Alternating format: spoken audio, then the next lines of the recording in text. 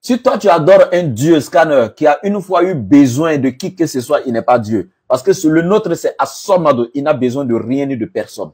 Et si toi, tu adores un Dieu qui a une fois eu besoin de quoi que ce soit ou de qui que ce soit, il ne peut pas être Dieu. Or, toi, tu adores Jésus. Faut pas faire parler. Hein. Toi, tu adores Jésus. Il faut pas faire jouer parler. Jésus a eu besoin de sa maman. Il n'a pas têté le lait de Marie. Et il y a de même quand les catholiques font la statuette de Marie avec le petit Jésus dans sa main. Sa bouche est sur quoi? C'est pas sur les seins de sa maman. Toi, ton Dieu a eu besoin de sa maman. Tété. Nos mamans ici, là, hein, quand elles accouchent, là, faut pas voir nos mamans. Quand les contractions commencent, qu'elles doivent accoucher, elles poussent. Hein, jusqu'à les sages-femmes lui demandent de pousser pour accoucher. Ton Dieu a eu besoin de sa maman Marie. Elle l'a poussé pour que Dieu n'a qu'à venir au monde. Ton Dieu que tu adores, là. Il a eu besoin de sa maman. Il faudrait qu'elle pousse pour lui donner la vie. Après ça encore, elle lui a donné le lait. Il a eu besoin de téter pour vivre. Et Luc chapitre 2 te dit, l'enfant grandissait en sagesse et en âge. Tu vois, si on doit aller dans le même sens que vous. Mais sauf que nous, là, l'islam nous a donné ce qu'on appelle l'intelligence. La faculté du discernement. Hein? Nous n'avions pas les paupières de discernement endormies, nous les musulmans. Nous sommes éveillés. Hein? Notre conscience est éveillée. Mais on n'a pas besoin d'aller dans un garage spirituel hein, pour aller revoir des choses dedans là-bas. Oui, justement, mon frère, voilà, oui, je sais pas, ma soeur, il a eu besoin d'être caché pour qu'il survive, puisque Hérode voulait le tuer. Donc, il a eu besoin qu'on le prenne pour courir, hein, pour aller le cacher en Égypte, de peur que sa créature ne le tue pas. Donc, vous voyez? Or, toi, tu dis de donner les critères du véritable Dieu. Allah, il te donne ici son premier critère, As-Somad. Et le deuxième après l'unicité, As-Somad. Allah, il te dit, lui n'a besoin de rien ni de personne, tous ont besoin de lui. Montre-moi un seul verset dans le Coran où Allah a besoin de quelqu'un. Ça n'existe pas. Toi-même qui demande à faire des critères là, tu vas te noyer dans faire des critères là. Parce que nous là, notre premier critère a déjà détruit ton Dieu. Deuxième critère, fini à lui. Tu vois? L'amialide. Ah, ça, ce critère là encore, ouais, il est grand. Il n'a jamais engendré. Notre Dieu, l'amialide. Allah, il dit, le troisième critère, il n'a jamais engendré. Il n'a pas engendré. Il n'a jamais engendré. Waouh. Tu vois de quoi il s'agit? L'amialide, il n'a jamais engendré.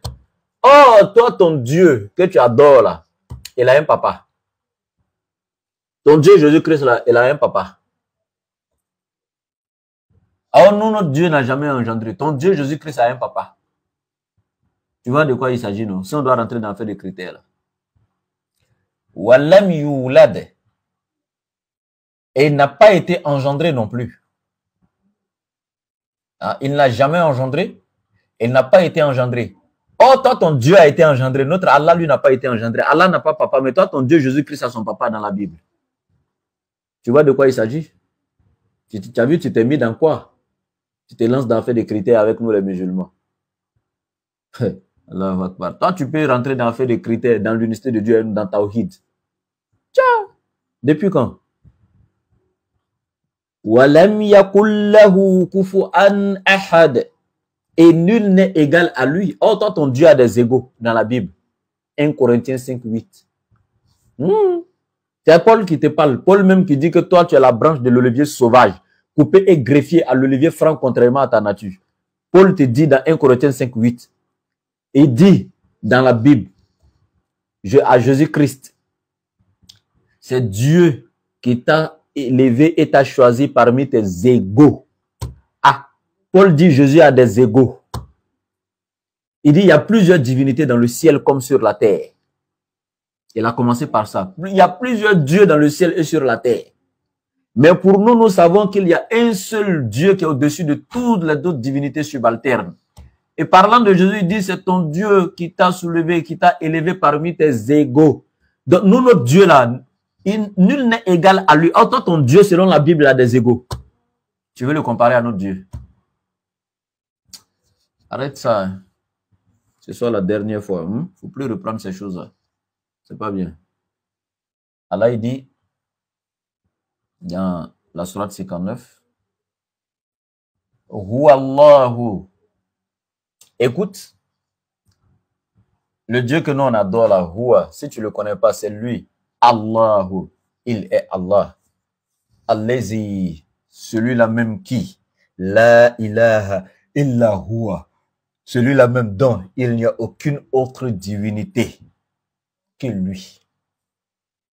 Alimul ghaibi, le connaisseur de l'invisible. Notre Dieu, il est le connaisseur de l'invisible. Et le tien. Notre Dieu est le connaisseur de ce qui est caché, de l'invisible. Et le tien, Jésus que tu adores là, est-il le connaisseur de l'invisible? Non. La preuve en est. Donc Jésus là, on lui a demandé dans Marc 13 et 32, quand est-ce que le monde finira? Il dit, personne ne connaît, ni les anges du ciel, ni le Fils, ni même moi Jésus, mais le Père seul. Le Jésus ne connaît même pas la fin du monde. Toi, tu l'adores. Si Jésus était le créateur des cieux et de la terre, est-ce que Dieu peut créer un monde et puis lui-même, il ne connaît pas la fin du monde qu'il a créé lui-même? Même les jeunes Mauritaniens qui te vendent dans la boutique, là, les petits, les marchandises que tu payes, les articles que tu payes à la boutique, là. Le blanc, quand il a fabriqué, et puis le Mauritanien après pour vendre, là, ils ont mis date de péremption dessus. Hein?